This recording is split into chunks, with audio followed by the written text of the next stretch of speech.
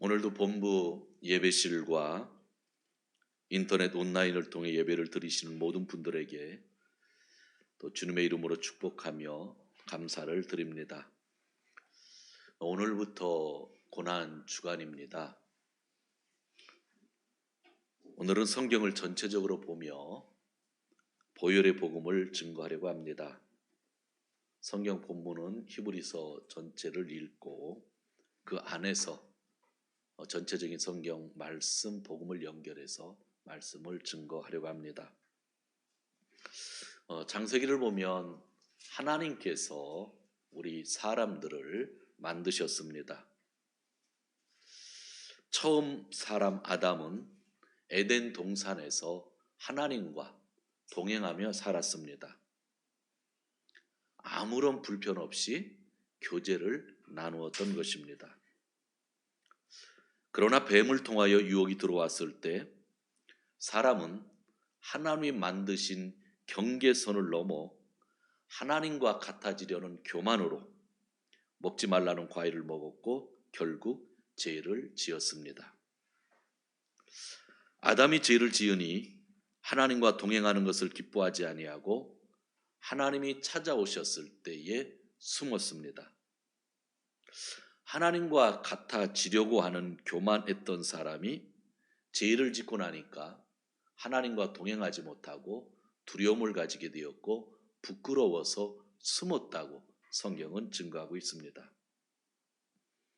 여러분, 예배의 목적이 무엇이라고 생각하십니까? 여러 가지 이야기가 될 수 있지만 가장 중요한 것은 하나님을 만나는 것입니다. 그러므로 아담은 하나님을 온전히 예배할 수 없는 존재가 되어버렸습니다. 즉 예배를 잃어버린 겁니다. 신앙에 있어서 예배를 잃어버리면 모든 것을 잃어버리는 것입니다. 오늘 우리가 주일 11시를 맞이하여 본부에서 가정에서 예배를 함께 드립니다. 왜냐하면 예배를 잃어버리면 모든 것을 잃어버리기 때문입니다. 창세기에 보면 에녹이라고 하는 사람이 나옵니다. 그는 300년을 하나님과 동행하다가 하늘나라에 직접 부르심을 받았습니다. 가장 행복한 사람 중에 하나가 아닐까요? 살아서 300년 동안 하나님을 예배하며 동행하며 교제를 나누다가 죽지 않고 직접 하늘나라 갔다고 성경에서 말씀하고 있기 때문입니다. 아담과 하와의 죄, 가인의 죄, 천사들의 죄 등 온 세상에 죄가 만연되었을 때에 하나님은 물로 세상을 심판하셨습니다. 물의 심판이 있으므로 하나님은 다시는 물로 심판하지 않겠다고 하시면서 주신 것이 있는데 그것이 무지개입니다. 그럼에도 불구하고 시간이 흐르면서 인간의 교만은 끝이 나지 않았습니다. 하나님은 물의 심판 이후에 사람들에게 흩어져 살라고 분명히 명령하셨음에도 불구하고 사람들은 한 곳에 모여 살겠다고 마음에 다짐을 하며 바벨이라고 하는 곳에 도시를 만들고 높은 탑을 세우면서 자기의 이름을 내세우겠다고 그렇게 이야기를 합니다. 하나님께서는 그런 제약을 보시면서도 전에 노아 때에 약속하신 말씀을 기억하셨습니다. 다시는 물 같은 것으로 심판하지 않겠다고 말씀하셨기 때문에 바벨에서 죄를 짓고 있는 사람들을 물로 다른 심판으로 심판하지 아니하시고 단지 언어만 다르게 하여 이 세상에 흩어지게 만드십니다. 모든 사람들이 흩어져 살고 있을 때 그 땅은 죄악이 만연되었다고 하는 것을 의미하는 겁니다. 그때 하나님은 아브라함이라고 하는 한 사람을 부르셨습니다. 하나님의 부르심에 아브라함은 순종했고 그 순종으로 말미암아 이스라엘 백성이 이 세상에 태어나게 되는 것입니다. 하나님이 아브라함에게 주신 땅 가나안은 기근이 자주 있었습니다. 아브라함 때도 기근이 있었고 그의 아들 이삭 때도 기근이 있었고 그의 손자 야곱 때도 큰 기근이 있었습니다. 야곱은 70여 명의 가족을 데리고 이집트에 내려가 살았습니다. 시간이 흘러 이집트에서 400여 년을 살게 되었습니다. 처음에는 야곱의 아들 요셉이 있어서 평안한 생활을 할 수 있었지만 시간이 흘러 이집트의 왕조가 바뀌면서 이스라엘 백성들은 바로 왕의 통치 아래서 노예로 살며 중노동을 하고 있었습니다. 결국 이스라엘은 아브라함의 하나님, 이삭의 하나님, 야곱의 하나님과 교제를 나누며 살 수가 없었습니다. 즉 참 예배를 드릴 수 없었던 겁니다. 그때 하나님이 한 사람을 또 부르셨습니다. 그 사람의 이름은 모세입니다. 그리고 모세를 통해서 그의 백성들을 이집트에서 구원해 내셨습니다.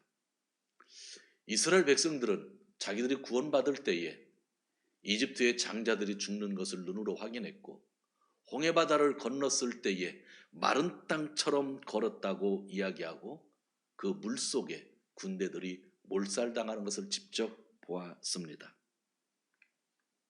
그들의 신앙은 흔들리지 않을 것 같았습니다. 하나님은 이스라엘 백성들을 광야의 시내산으로 인도하셨습니다. 노예였던 그 백성을 하나님이 너희는 나의 보물이라, 보물이 될 것이다 말씀하시면서 그들에게 축복의 말씀들을 주셨고 십계명 말씀을 중심으로 그들과 새로운 언약, 계약을 맺어 주셨습니다. 하나님은 그들과 계약을 맺어 주신 다음에 예배라고 하는 것은 하나님을 만나는 것이라고 제가 말씀하였기 때문에 하나님을 만날 장소, 성막의 설계도를 모세에게 주셨습니다. 그리고 예배 규정까지도 어떻게 예배를 드려야 하는지 예배 규정까지도 하나님이 모세를 통해서 백성들에게 선포를 하셨습니다. 비록 광야 생활이었지만 그들은 성막에서 하나님을 만날 수 있었습니다. 백성들은 하나님을 위하여 또 자기들의 거룩한 삶을 위하여 번제를 드렸고 곡식제를 드렸고 화목제를 드렸고 속죄제를 드렸고 배상제를 드렸습니다. 예배라고 하는 것은 거룩하신 하나님을 만나는 일이기 때문에 하나님이 나는 거룩하니 너희도 거룩하라는 말씀을 주셔서 백성들은 거룩한 삶을 살려고 구별된 삶을 살려고 노력하면서 하나님을 만났던 것입니다. 그런 과정 속에서 특별히 성별과 관계된 속죄와 관계된 제사가 일부 강조되기도 했습니다. 하나님은 이렇게까지 하시면서 그가 선택한 백성들과 동행하기를 원하셨고 백성들이 하나님의 보물로서 살기를 원했던 겁니다. 하나님 백성들을 만드시고 백성들을 부르시고 율법을 주어서 짐을 지게 하신 것이 아니라 원래 하나님의 처음 목적은 하나님의 보물로서 이 세상에서 살기를 원했던 것입니다. 그것이 첫 번째 계약에 있었던 일들입니다. 그러면서 하나님은 하나님의 보물로서 살기 위해서 너희가 해서는 안 되는 일이 있는데 특별히 이런 일을 하면 너희가 죽게 된다고 말씀하신 것이 출애굽기 21장에 자세하게 나오고 레위기 20장에 자세하게 나옵니다. 그리고 성도들이 실수로 죄를 짓게 되면 속죄제를 드리면 된다고 약속해 주셨고 살다 보면 고의로 지은 게 아니라 실수로 사람을 어떻게 다치게 하고 죽이게 했다고 한다면 하나님은 도피성을 만들어서 피해서 살도록 해 주셨습니다. 그러나 죽지 않으면 안 되는 죄에 대해서도 분명히 말씀해 주셨습니다.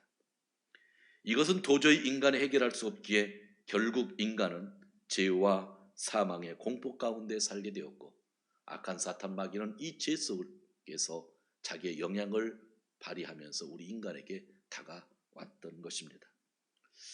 목사를 하다 보면 성도들이 가끔 질문을 하는데 구약 성경을 자세히 읽은 사람들이 질문하는 경우가 있습니다. 안 읽은 분은 그런 질문 못 하십니다. 읽은 분이 질문할 수 있는 것 구약의 제사들을 통해서도 번제, 곡식제, 화목제, 속죄제, 배상제를 통해서도 하나님은 분명히 죄 지은 것을 용서받을 수 있는 길을 주셨는데 예수님의 보혈이 왜 또 필요합니까? 라고 질문하는 분입니다.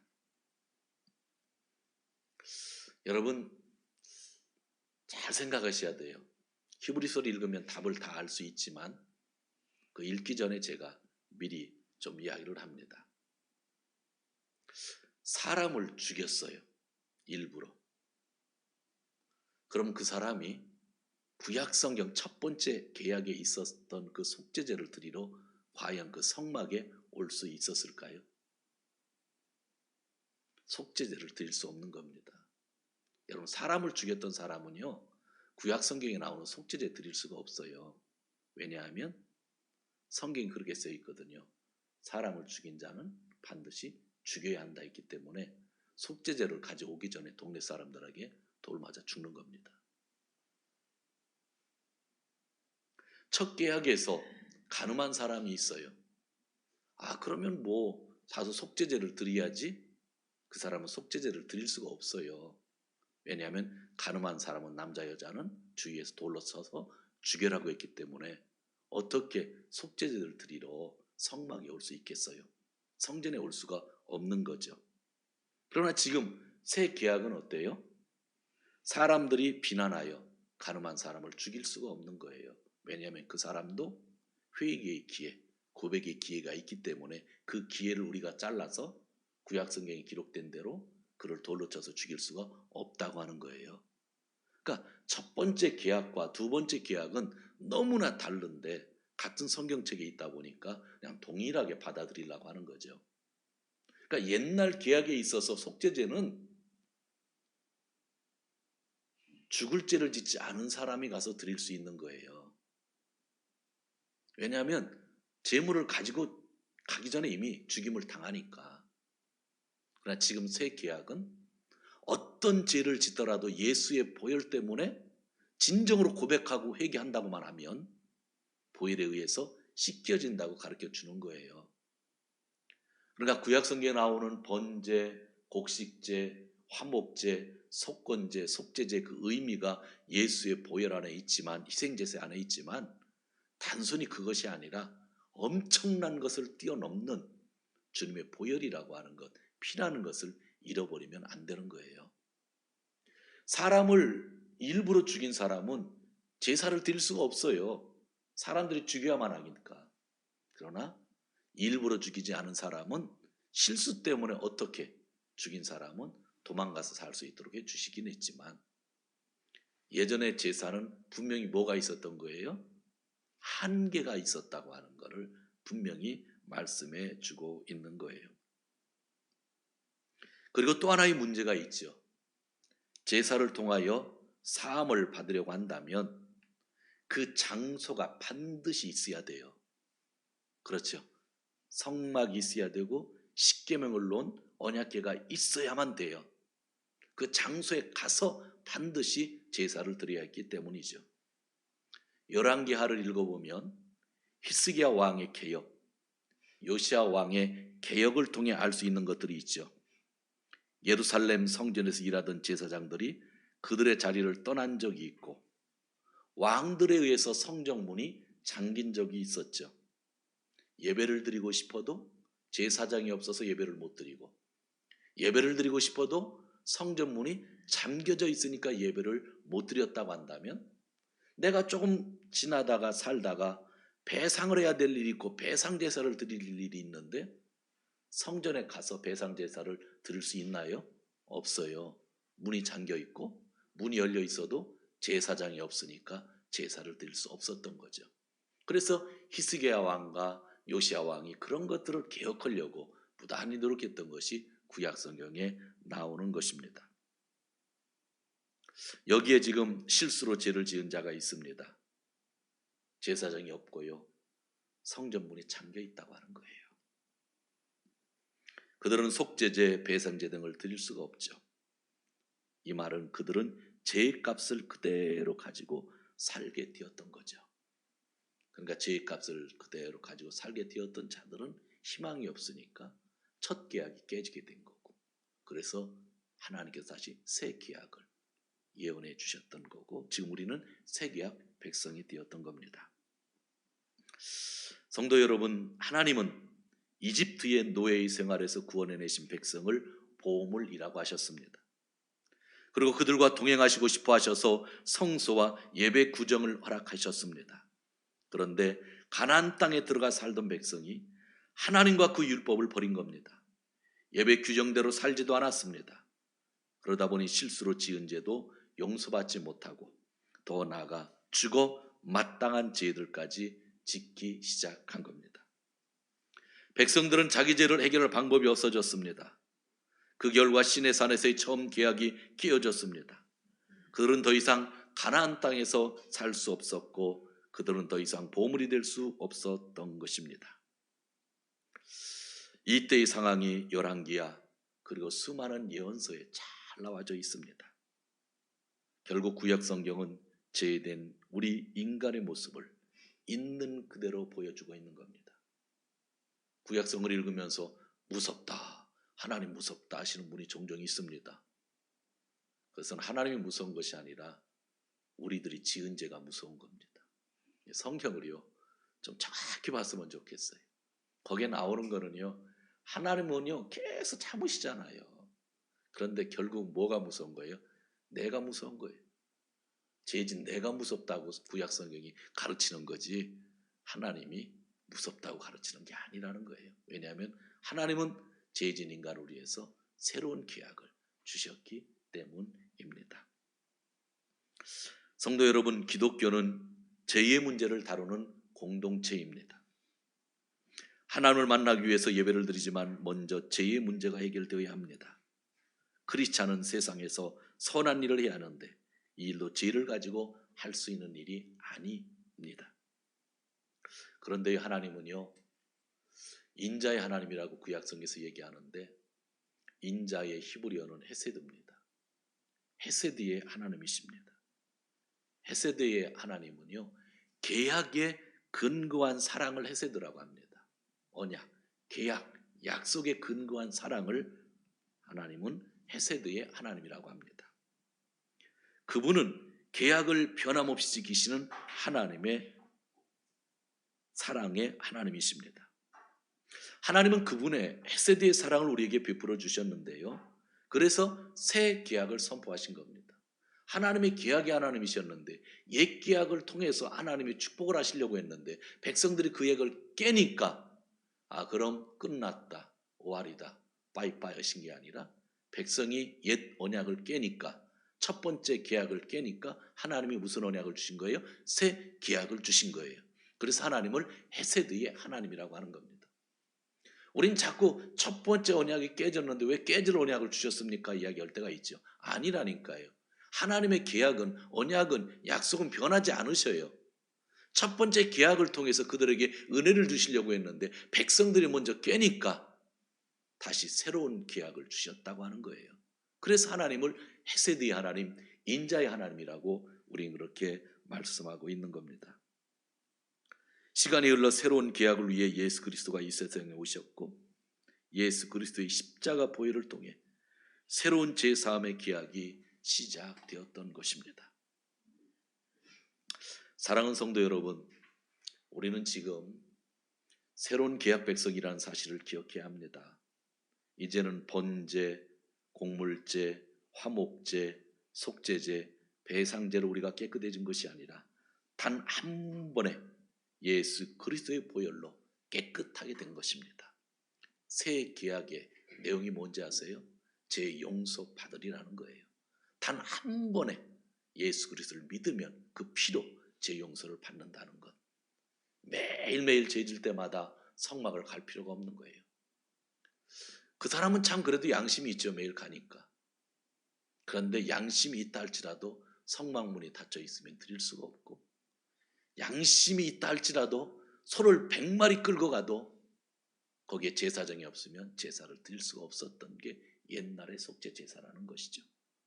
그런데 예수님이 보혈을 가지고 단 한 번 제사로 말미암아 그 길을 열어주셨다고 하는 것, 그것이 새 언약이에요. 이번 주간 고난주간, 그래서 우리가 근신해야 되고 열심히 더 묵상해야 되는 것, 그래야만 감사할 수 있다고 하는 그러한 말씀입니다. 이 세상의 성전은 사람들에 의해 문이 잠길 때가 있었습니다. 다른 나라의 공격을 받아 파괴되기도 했는데 제1성전은 바벨론에게 파괴되었고 제2성전 때는 그리스 제국에 의해서 성전이 더럽혀졌고 그 2성전은 로마에 의해서 70년에 또 파괴되었고 지금 이스라엘에 가면 파괴된 벽만 남아 있습니다. 그런데 하늘의 성전은 영원히 존재합니다.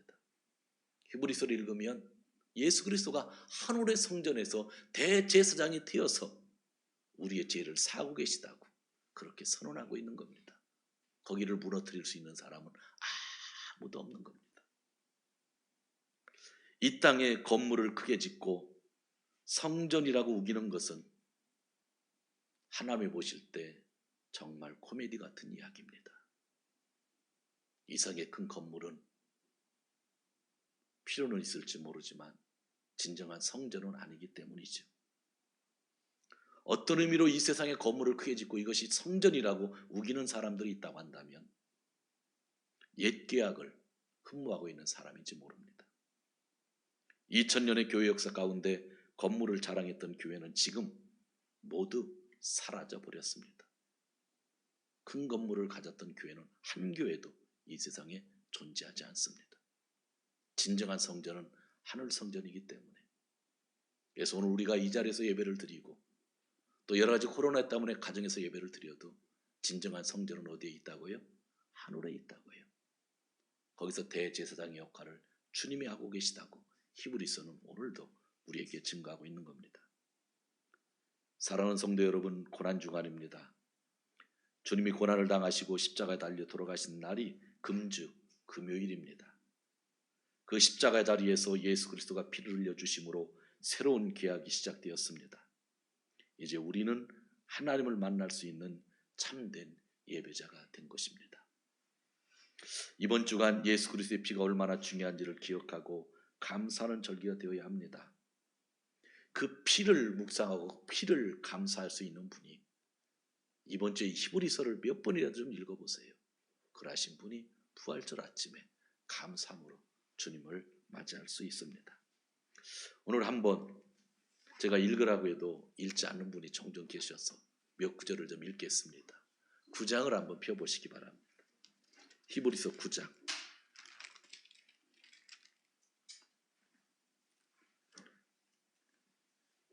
7절 같이 읽습니다. 그러나 둘째 칸 장막에는 대제사장만 1년에 한 번씩 들어가는데 그때는 반드시 자기 자신을 위하여 또 백성이 모르고 지은 죄를 위하여 바칠 피를 가지고 들어갑니다. 피라는 단어가 나오죠. 이제 피라는 단어만 찾는 건데 옛 계약의 대제사장이 하던 일이죠. 자, 그러면 새 계약의 예수님은 어떤 일을 하시는지 우리가 보도록 하겠습니다. 12절. 단번에 지성소에 들어가셨습니다. 그는 염소나 송아지의 피로서가 아니라 자기의 피로서 우리에게 영원한 구원을 이루셨습니다. 하늘 성전에 계신 예수님, 그가 단번에라고 이야기를 하고 있습니다. 자, 13절을 보시기 바랍니다. 13절, 14절 같이 읽겠습니다. 염소나 황소의 피와 암송아지의 죄를 더러워진 사람들에게 뿌려도 그 육체가 깨끗해져서 그들이 거룩하게 되거든 하물며 영원한 성령을 힘입어 자기 몸을 흠없는 제물로 삼아 하나님께 바치신 그리스도의 피야말로 더욱더 우리들의 양심을 깨끗하게 해서 우리로 하여금 죽은 행실에서 떠나서 살아계신 하나님을 섬기게 하지 않겠습니까? 아멘. 짐승의 피도 깨끗해진 적이 있는데 영원한 성령을 힘입은 예수님의 피는 말할 필요가 없다라고 이렇게 이야기하고 있습니다. 18절도 읽는데요. 18, 19, 20, 21 22절까지 옛 계약에 대한 이야기입니다. 18에서 22절까지 이러므로 첫 번째 언약도 피 없이 세우는 것은 아닙니다. 모세가 율법을 따라 모든 계명을 백성에게 말한 뒤에 물과 붉은 양털과 우슬조와 함께 송아지 피와 염소 피를 지하여 언약책과 온 백성에게 뿌리고서 이것은 하나님께서 여러분에게 명하신 언약의 피입니다 라고 말했습니다. 또 같은 방식으로 그는 장막과 제사의식에 쓰이는 모든 기구에도 피를 뿌렸습니다. 율법에 따르면 거의 모든 것이 피로 깨끗해집니다. 그리고 피를 흘림이 없이는 제의를 사함이 이루어지지 않습니다. 아멘. 자, 그러면서 26절, 28절까지 마지막으로 읽습니다. 26절에서 28절. 그리스도께서 그 몸을 여러 번 바치셔야 하셨다면 그는 창세 이래로 여러 번 고난을 받으셔야 하셨을 것입니다.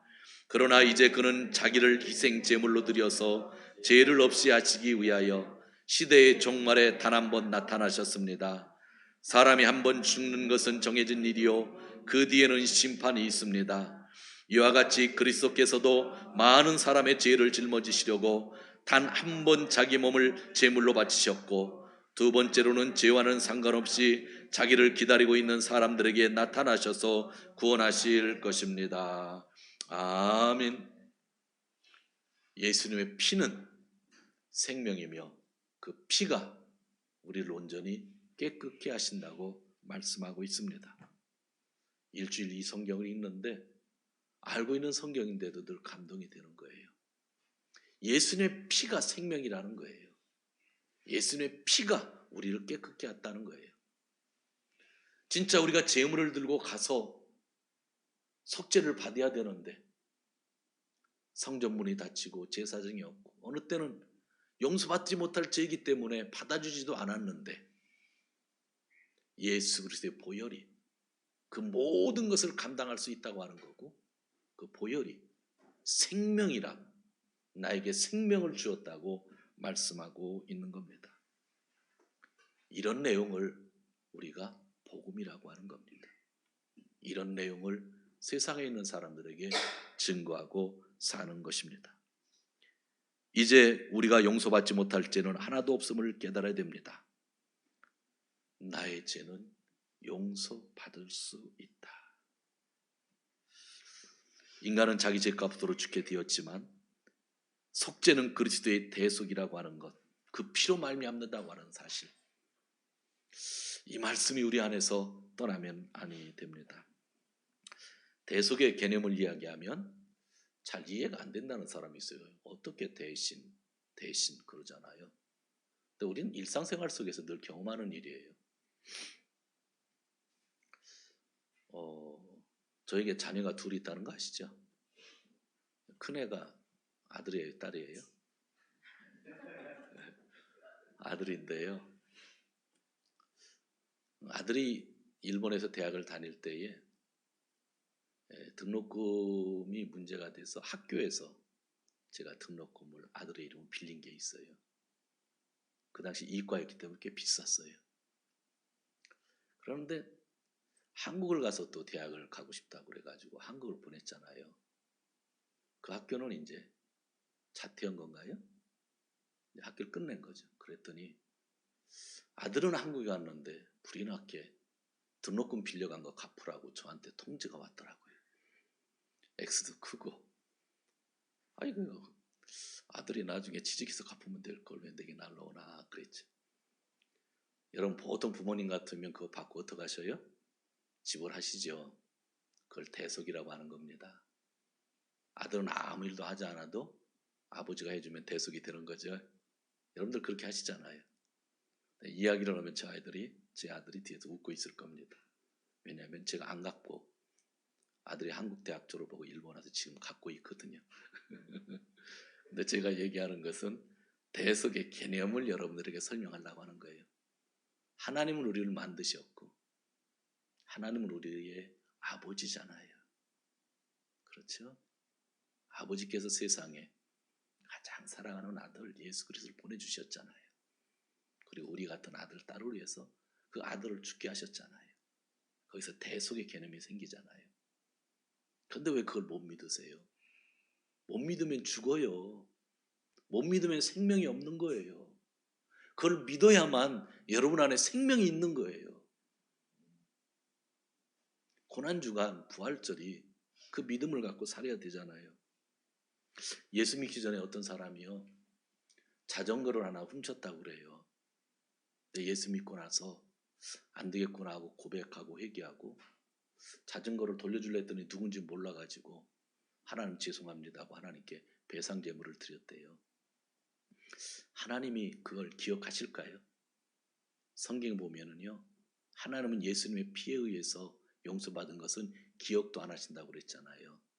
나는요 죽을 때까지 기억하는데 전능하신 하나님은 너무나 전능하셔서 그 기억을 자기 기억에서 지우셨대요. 여러분, 나는 기억나는데 하나님이 기억 못한다는 거 이해되세요? 근데 하나님은 그러시겠다는 거예요. 한 번 용서한 죄는 기억도 안 하시겠다는 거예요. 전능하시니까 가능한 거예요. 나는 전능하지 않으니까 기억하는데 하나님은 전능하셔서 내가 지은 죄를 진짜 회개하면, 고백하면, 죄 사함을 받으면 기억도 안 하신다는 거예요. 근데 우리는 늘 구역구역하고 옛날 거 다시 채서 건져내고 옛날 것 해서 다시 건져내고 그러잖아요. 진짜 여러분이 고백하고 회개하고 주님 앞에 대속의 예물들을 드렸다고 한다면, 또 사람에게 그대로 배상했다고 한다면 하나님은요 기억 안 하셔요. 기억 안 하셔요. 그런 하나님이 헤세드의 하나님이시잖아요. 그래서 예수 그리스도의 십자가의 죽음이, 그 보혈이 완벽한 거예요. 0.01%도 부족한 것이 없는 거예요. 그 예수 그리스도를 우리가 믿고 그분 때문에 예배를 드리고 있다는 겁니다. 이 고난주간 우리는 무엇을 묵상해야 됩니까? 마지막으로 정리하려고 합니다. 주님의 십자가 보혈을 묵상해야 돼요. 그 다음에는 보혈은 주님의 생명이라고 하는 것, 그것이 나의 생명이 되었다는 것 깊이 깨달아야 되죠. 나의 죄 용서는요 값이 아주 비싼 겁니다. 값비싼 구원입니다. 싸구려 구원이 아니에요. 값비싼 구원이에요. 우리가 전하는 복음은 싸구려 복음이 아니에요. 야, 믿으면 구원받는다 그냥 쉽게 얘기해서 그냥 막 전하는 그러한 얘기가 아니에요. 우리가 그 말 한마디 한마디는 너무나 값비싼 구원이라는 것 마음에 담고 이야기해야 됩니다. 그래서 여러분 스스로가 오늘 이 시간 다짐을 했으면 좋겠어요. 나는 가치 있는 자다. 그걸 믿었으면 좋겠어요. 본부에 있으신 분들, 가정에 있으신 분들 저를 한번 따라 하시죠. 나는 가치 있는 사람이다. 아멘. 나의 몸을 함부로 대하지 마십시오. 주님의 보혈로 새롭게 되어진 몸입니다. 내 안에 장애가 있고 몸이 아프고 가난이 있고 슬픔이 있고 고난이 계속된다 할지라도 나를 함부로 대하지 마십시오. 나는 주님의 보혈에 의해 가치 있는 인간이 되었기 때문입니다. 이 세상 그 어떤 것으로도 여러분 자신을 대신할 수 없습니다. 예수 그리스도가 여러분을 대신해 주셨는데 그 어떤 것으로 여러분을 대신할 수 있겠습니까? 정말 부탁하고 싶은 말이 있습니다. 여러분 자신을 존귀하게 여기시고 여러분 스스로에게 여러분이 친절을 베푸셨으면 좋겠습니다. 예수님의 피가 나의 생명 안에 있기 때문입니다. 그래서 가치 있는 삶을 살아야 되는 겁니다. 많은 사람들의 문제는 자기에게 주어진 인생을 가치 있게 살지를 않습니다. 왜 자꾸 남의 인생을 살려고 합니까? 내 인생이 이렇게 가치 있는데, 가치 있는 인생, 가치 있게 살았으면 좋겠습니다. 부모를 사랑하고 자녀를 사랑하는 것 당연하지만 저는 여러분 스스로가 부모를 위해 살 것 다 하고 자녀를 할 것 위해 다 하지만 여러분의 인생을 부모에게 올인하는 것 반대하고 여러분의 인생을 자녀에게 올인하는 것 반대합니다. 왜냐하면 끝까지 사랑해야 되지만 여러분의 인생은 여러분의 것이기 때문입니다. 누가 주신? 하나님이 주신 것이라는 것. 내가 참 가치 있다고 하는 것. 여러분 스스로에게 여러분이 정말 친절하게 대했으면 좋겠어요. 그거 진짜 믿음으로 사는 그런 모습이 아닐까요? 마지막으로 성경 9장 14절을 함께 읽고 말씀을 마치려고 합니다. 9장 14절 성령에 대한 이야기가 나옵니다. 같이 읽습니다. 하물며 영원한 성령을 힘입어 자기 몸을 흠없는 제물로 삼아 하나님께 바치신 그리스도의 피야말로 더욱더 우리들의 양심을 깨끗하게 해서 우리로 하여금 죽은 행실에서 떠나서 살아계신 하나님을 섬기게 하지 않겠습니까? 아멘. 주님이 자기 몸을 들이실 때에 영원한 성령을 힘입어 들이셨다고 합니다. 이에 우리도 분명한 답을 가지고 이번 주간 살 수 있습니다. 어려운 시대의 그 흐름에 끌려가지 마시고 성령을 힘입어 예수님의 보혈이 내 생명에 거하시니 나는 가치 있는 존재라고 확신하시기 바랍니다. 이번 주간도 성령을 힘입어 승리하며 성령을 힘입어 부활절 예배를 감사로 맞이하시는 귀한 성도들이 되시기를 주님의 이름으로 축원드립니다.